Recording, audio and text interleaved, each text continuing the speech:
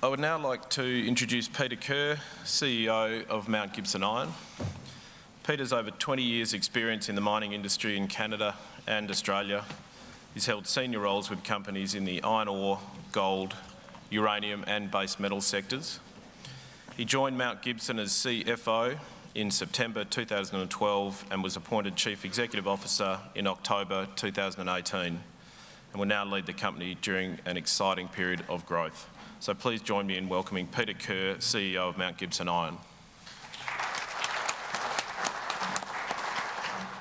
Great, thank you all, and thanks again to the organisers for the opportunity to present, and Digby for you hosting this. So that's a picture of the ship loading activities at Koolan Island, which is up off the Kimberley coast. And so I want to talk to you this morning about what we're doing, usual disclaimer, what we're doing in our business. So for those who aren't aware, Mount Gibson has been around for a long time. It's an established mid-tier iron ore producer. The two areas at the moment that we operate in are up in the Kimberley region at Koolan Island, which is Australia's and possibly the world's highest grade direct shipping ore hematite mine. The ore reserves that sit as at 30 June 20, just gone, 18.7 million tonnes at just over 65% iron. So it is not a vast operation by relative comparison to the Pilbara rather, but it is a high-grade boutique operation and it's working very well for us. This year we're hoping to produce 1.8 to 2.1 million tonnes, and I'll explain why that's a little down from last year, but we're embarking on a waste stripping phase to, in effect, set the mine up for the following 4-year life after this current year. And the sales and cash flow, when you look at it, you'll see that they will rise significantly when we have this waste stripping out of the way. It's fair to say, though, at current iron ore prices, which we didn't anticipate, the financials of the operation are still very good. Further down to the south, in the Midwest, Mount Gibson started there originally in 2004 with an operation at Tallering Peak, about 100 kilometres inland from Geraldton. And then in 2011, the Extension Hill mine was started. So that's the hematite cap of a large iron ore ore body. And Tallering Peak ended in about 2014, and Extension Hill was due to end about 18 months ago, but we've been able to continue it through use of the higher iron ore prices at the moment with the sale of low-grade material that's been stockpiled. Plus, just north of Extension Hill, we have a deposit that was acquired some years ago and put on hold when iron ore prices fell, and that's called Shine. And we have last week just announced the initial ore reserve for the Shine deposit, and I'll talk to you about that as well. In the Midwest, we also receive an income stream, which is in effect a partial refund of some of the capital that was put into the Midwest rail network.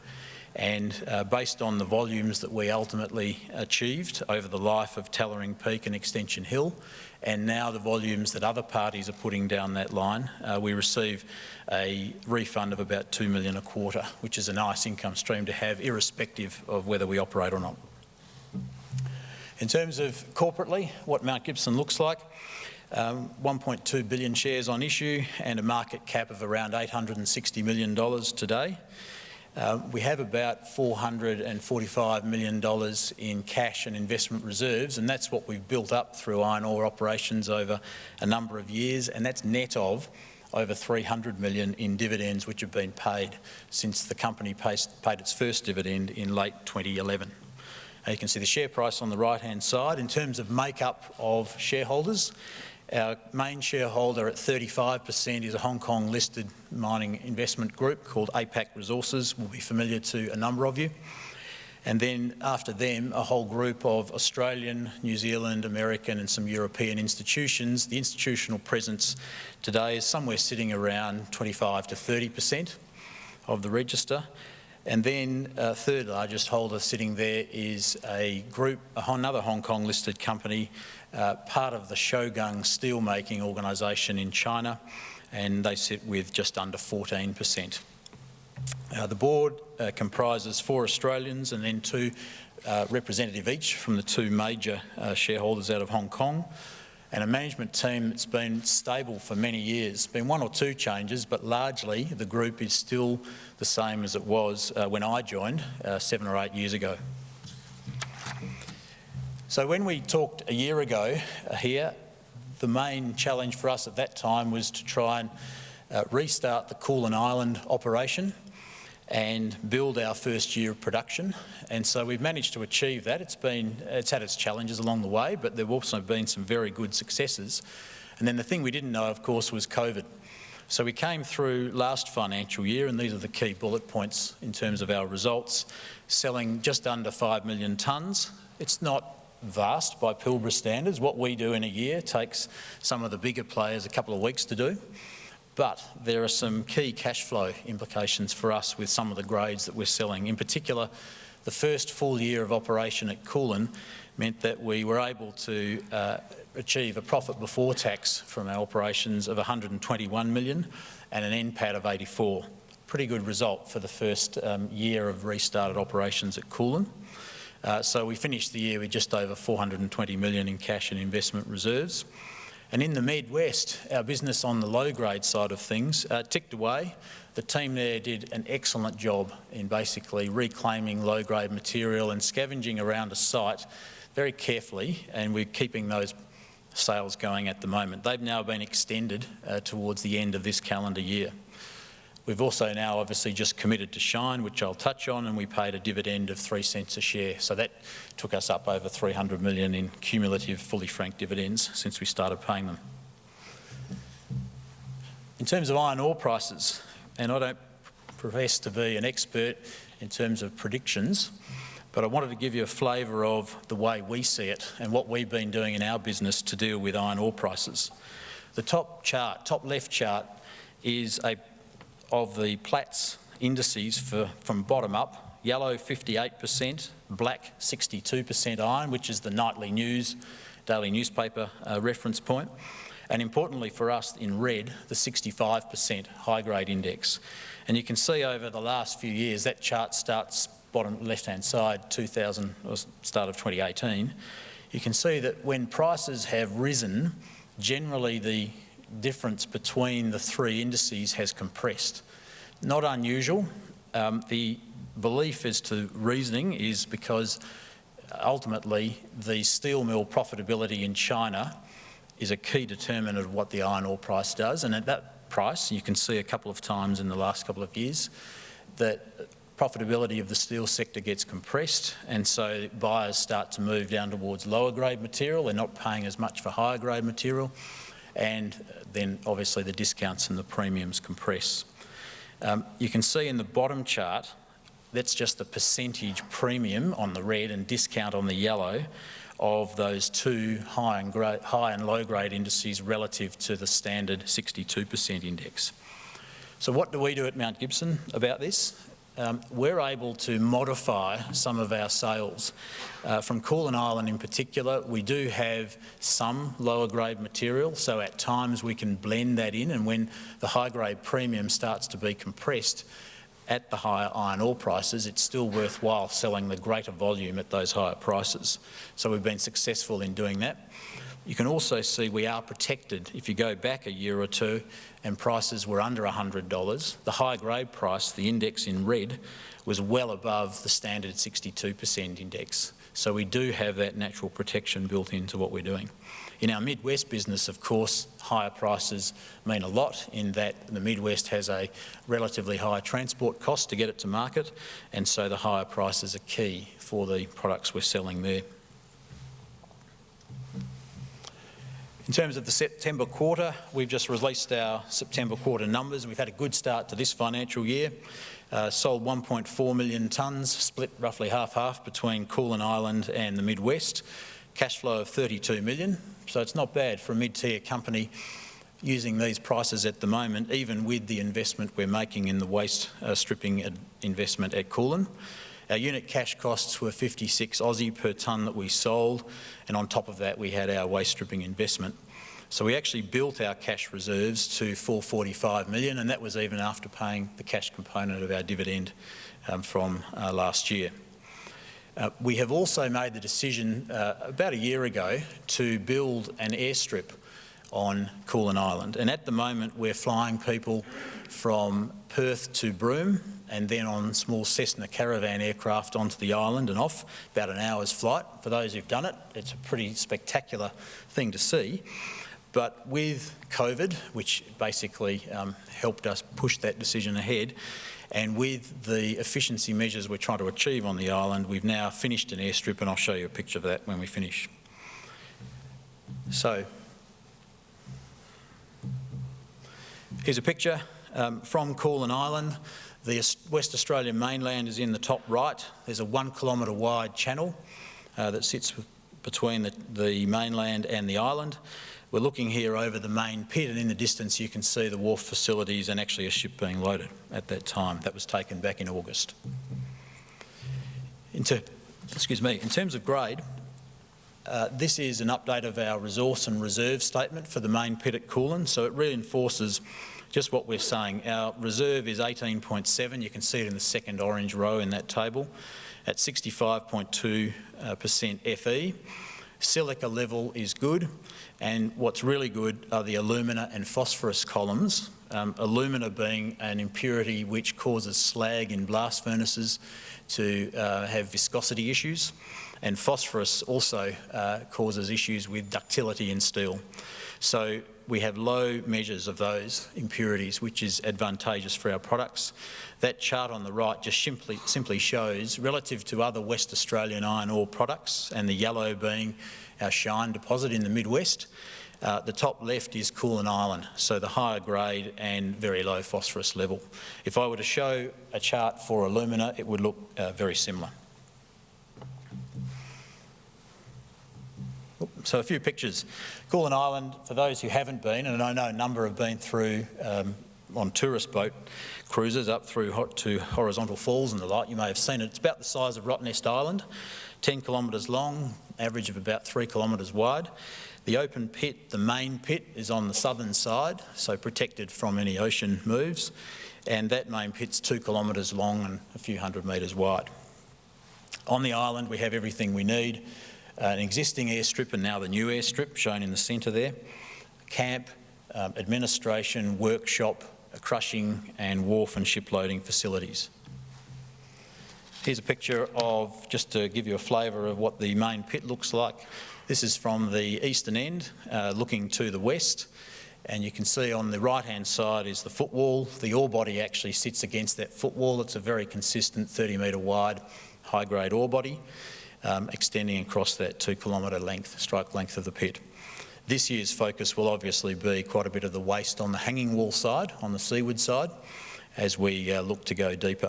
Currently the pit is about 80 metres below sea level, and we'll be looking to go about another 80 or 90 metres by the time the operation closes in 4 or 5 years' time. Here's another picture from the western end looking to the east, similar picture, and you can see the channels on the right-hand side, and our focus now obviously on the mining and geotechnical and water management works for achieving the waste material movement we need this year.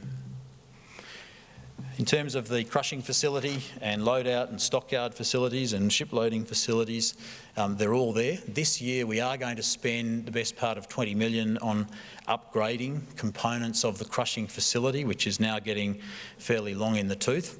And we're doing that on the basis that when we come out of this year, we'll be looking for our ore volumes to increase significantly, ultimately to be double what they are now. And for us to process that material, we're looking for a more efficient facility. So our outlook this year, the focus is on our waste mining exercise, where basically we'll be moving 50% more than we did last year, looking to sell around 2 million tonnes, and cash cost figures stated there. The investment we're making in the mining side is about $100 million plus the 20 on capital projects that I mentioned.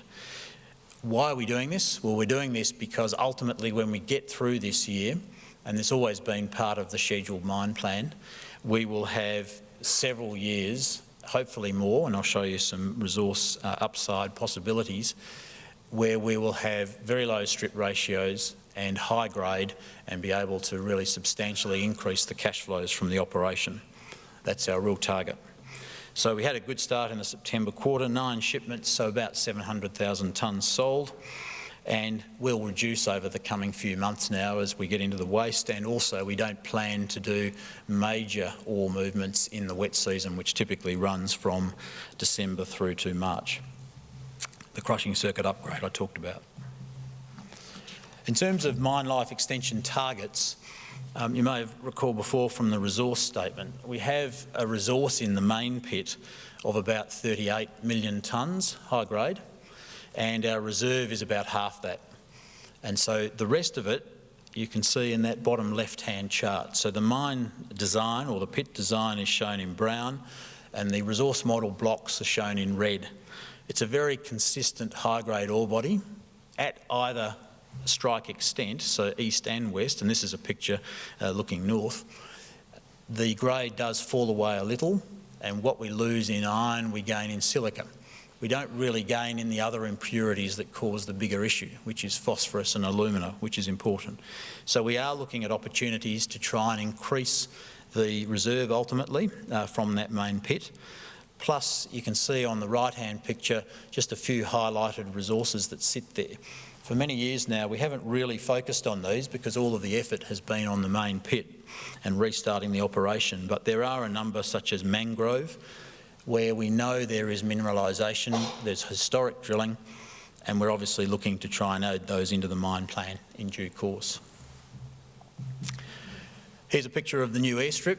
It was actually built on top of a waste dump, so for a number of years we thought this might be a possibility.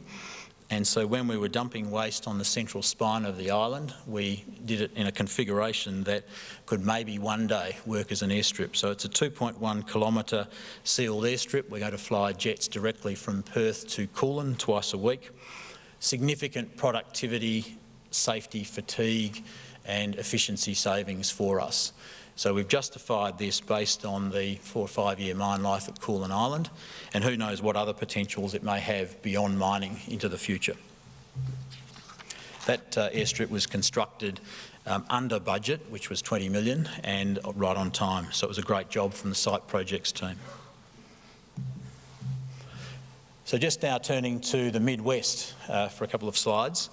In the Midwest, on that map, you can see Extension Hill at the bottom right, and right at the top there, Tallering Peak, the closed operation. So Extension Hill involves reclaim of low-grade stockpiles or mining of laterite gravels that we have at the moment, and road haul for 85 kilometres and a rail haul into Geraldton, where we're one of the key customers in the Geraldton port. We have 2 large sheds linked into the port's train unloader, which we constructed and novated to the port a few years ago now. And we load Panamax vessels, so about 60,000 tonnes on vessels there. We built up a steady customer base for that low-grade material, so that's working very well. You can see also just north of Extension Hill is the Shine deposit, and I'll talk about that in a minute. In terms of the low-grade operations at Extension Hill, it's pretty simple stockpile reclaim or mining. We crush the material. Some of the material that ends up in fines is not of a saleable grade, so that gets reclaimed or backhauled and rehabilitated. But the rest of it, the lump and the higher grade fines, we've been selling as low-grade cargoes.